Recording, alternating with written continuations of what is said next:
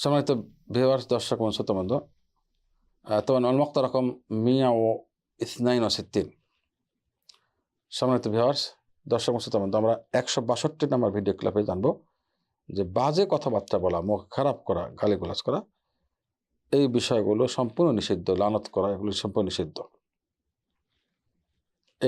এবার আমরা হাদিসটি নেব। হাদিসটি সহিহ তিরমিজির হাদিস। হাদিসটি সহিহ তিরমিজির 1977 নম্বর হাদিস।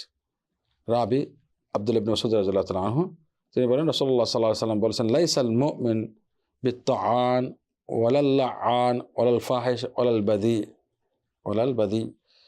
মুমিন ব্যক্তি বেশি বেশি টান করবে না, অর্থাৎ গালিগালাজ এরকম করবে না, কাউকে গালিগালাজ ভাবে করবে না, বেশি বেশি লানতও করবে না, কাউকে অভিশাপও বেশি বেশি দেবে না। অত্যাধিক লানতকারী, অত্যাধিক গালিগালাজকারী, অত্যাধিক লানত বা অভিশাপ দানকারী হবে না মোমেনরা। এবং বাজে কথা যারা বলবে, একেবারে অসভ্য কথাবার্তা বলবে না মোমেনরা। এবং মোমেনরা ফালতু কথা, অযথা কথাবার্তা, এবং যেটাকে আমরা বলি যে হালকা কথাবার্তা, মানুষের ওয়েট বা ওজন কমে যায়, এমন কথাবার্তাগুলো বলবে না। তা একেবারে নগ্ন কথাবার্তা বলবে না। তার মানে মোমেনের আলামত হলো এই সমস্ত দোষ থেকে মুক্ত থাকা, এটাই মোমেনের লক্ষণ।